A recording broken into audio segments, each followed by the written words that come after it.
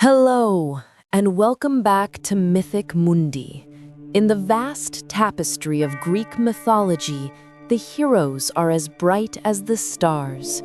But to be a hero, one must have a monster to conquer. And the ancient Greeks, in their boundless imagination, did not just create monsters, they created nightmares. They crafted beings of shadow, chaos, and impossibility, creatures born from the darkest fears of the human mind. Of all these terrible wonders, one stands apart, a creature so unnatural, so fundamentally wrong, that its very existence was a challenge to the gods and a terror to mortals.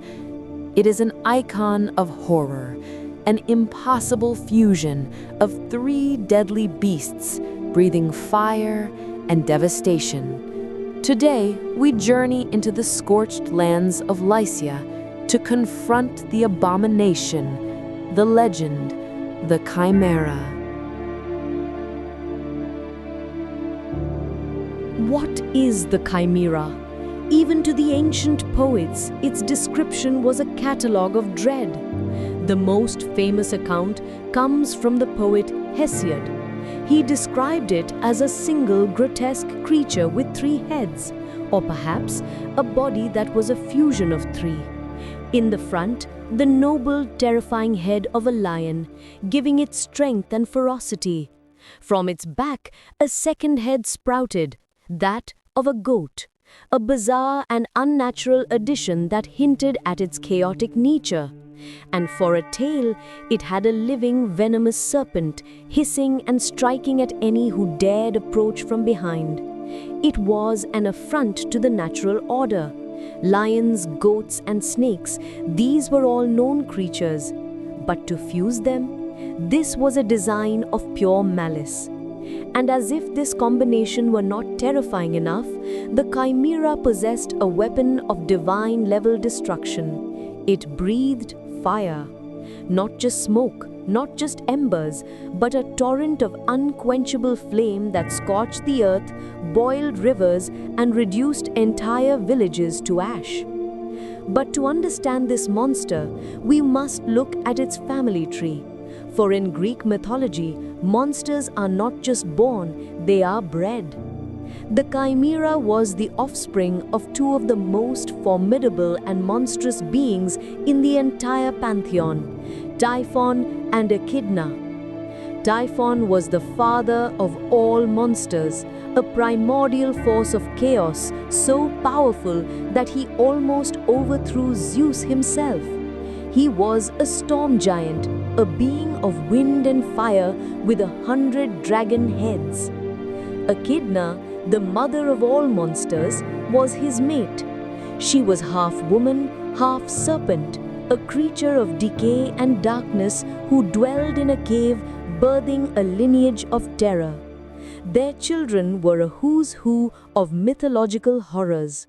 The Chimera's siblings included Cerberus, the three-headed hound guarding the gates of Hades; the Lernaean Hydra, the multi-headed serpent whose venom was so potent it would later be used by Hercules; and Orthrus, the two-headed dog who guarded the cattle of the giant Geryon. To be born of such parents is to be born of pure elemental chaos. The Chimera was not just a beast, it was a symbol. It was the physical manifestation of disorder, a living, breathing plague upon the land. Its chosen hunting ground was the ancient kingdom of Lycia, a region in modern-day Turkey. The stories from this land are not of a creature in hiding, they are of a scourge. The Chimera was an active, malevolent force. It descended from the mountains to terrorize the countryside. It burned crops, devoured livestock, and was a constant fiery shadow of death that hung over the people. The king of Lycia, Iobates, was desperate. His kingdom was on the brink of collapse.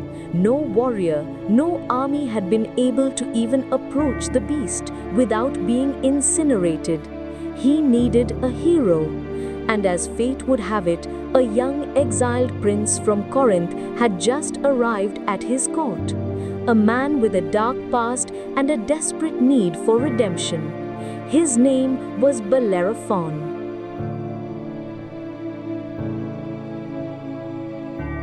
Bellerophon did not come to Lycia seeking glory. He came as an outcast, seeking purification. He had been exiled from his home, and through a tragic series of events and false accusations, he was sent to King Iobates carrying a sealed message. The message, which Bellerophon himself could not read, instructed Iobates to put the messenger to death. But Iobates had shown Bellerophon hospitality, and to kill a guest was a grave sin against the gods. So the king devised a different plan, a task so impossible, so certain to result in death, that it would satisfy the demand without the king having to bloody his own hands. He commanded Bellerophon to slay the Chimera. Iobates expected the young hero to fail, to be just another pile of ashes on the mountainside. But Bellerophon was not just any mortal. He was favored by the gods. He was brave, clever, and he understood a fundamental truth. You cannot fight a fire-breathing monster from the ground. Bellerophon knew he needed an advantage. He needed to command the skies. He needed Pegasus. Pegasus, the divine winged stallion, was a creature of beauty and light, born from the blood of the Medusa. It was as wild and free as the winds, and it had never been tamed. Bellerophon sought the counsel of a seer, who advised him to sleep in the temple of the goddess Athena. As he slept, the goddess of wisdom appeared to him in a dream. She understood that his quest was righteous, and she presented him with a gift, a golden enchanted bridle. When Bellerophon awoke, the bridle was in his hands. He found Pegasus drinking at a spring, and the moment the divine horse saw the golden bridle, it became calm and allowed the hero to mount. Now Bellerophon was more than a man. He was an aerial warrior, the master of the world's only winged horse. He was ready to face the Chimera. He flew to the scorched mountains of Lycia. The confrontation was not a simple battle. It was a strategic dance of death in the skies. The Chimera was a fortress of destruction. The lion head snapped and clawed, the snake tail lashed out with venom, and the goat head unleashed relentless streams of fire that threatened to engulf both rider and horse. Bellerophon and Pegasus were fast. They dodged and weaved, their aerial agility keeping them just out of range of the flames. But Bellerophon knew he could not win a battle of attrition. He could not get close enough to use his sword or a normal spear without being destroyed. He needed to be smarter. He needed to use the monster's own greatest weapon against it. In a moment of brilliant, desperate inspiration, Bellerophon prepared his final attack. He took his spear and affixed a heavy block of lead to its tip.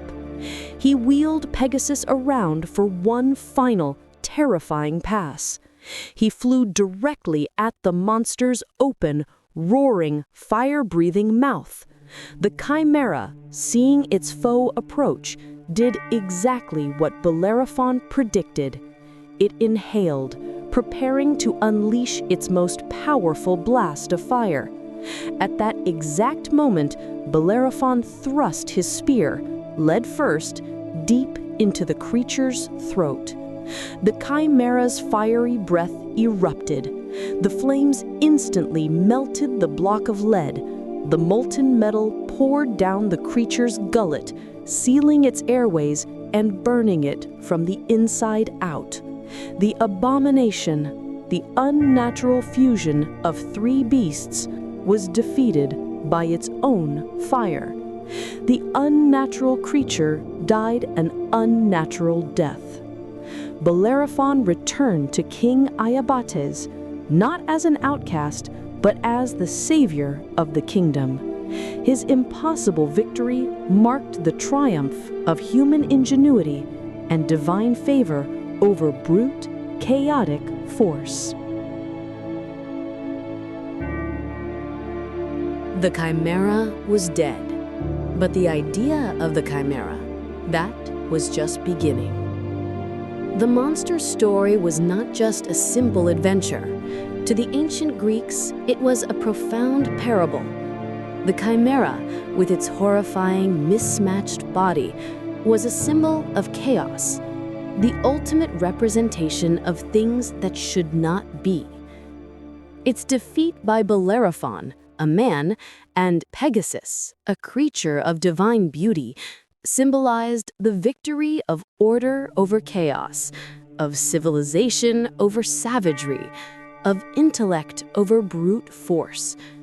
But the monster's most enduring legacy is the word it gave to our language, chimera, and its adjective, chimerical. When we describe something as chimerical, we mean it is a fantasy, a fabrication of the mind, an impossible or foolish dream. It is something that exists only in the imagination, a pipe dream. The monster was so impossible that its very name became the definition of impossibility. This concept, the fusion of disparate parts into one, has traveled far beyond mythology. In biology and genetics, a chimera is a very real, though rare, scientific phenomenon. A genetic chimera is a single organism composed of cells from different zygotes. This can happen in animals and, in extremely rare cases, even in humans, resulting in an individual with two or more distinct sets of DNA. The mythical monster has become a label for a fascinating, real-world biological mystery. And in our culture, the chimera's influence is everywhere. You can see its image in the art of the ancient Etruscans, most famously in the bronze Chimera of Arezzo, a masterpiece of ancient sculpture that captures the monster in its final, agonizing moments. You see it in medieval literature, where Dante Alighieri used the chimera in his Inferno as a symbol of fraud, with the face of a just man and a body of serpent hiding a venomous scorpion's sting. And of course, the chimera is a staple of modern fantasy, from the countless monsters in games like Dungeons and Dragons to the monstrous foes in fantasy novels and video games. The idea of the hybrid monster owes its legacy to this original fire-breathing terror. The chimera, in the end, is more than just a monster. It is a concept. It is the fear of the unnatural. It is the symbol of the impossible. And it is a testament to the power of the human imagination to create not just heroes, but the truly magnificent and terrible monsters they must overcome. It reminds us that sometimes the most terrifying threats are not the ones that make sense, but the ones that defy all order, the living, breathing contradictions that haunt our darkest myths. What is your favorite mythological monster? And what legend would you like us to explore next? Let us know in the comments below. And if you enjoyed this journey into the mythic past, please don't forget to like, subscribe, and comment. It helps our channel grow and allows us to bring more myths to life. Thank you for joining us on Mythic Mondays.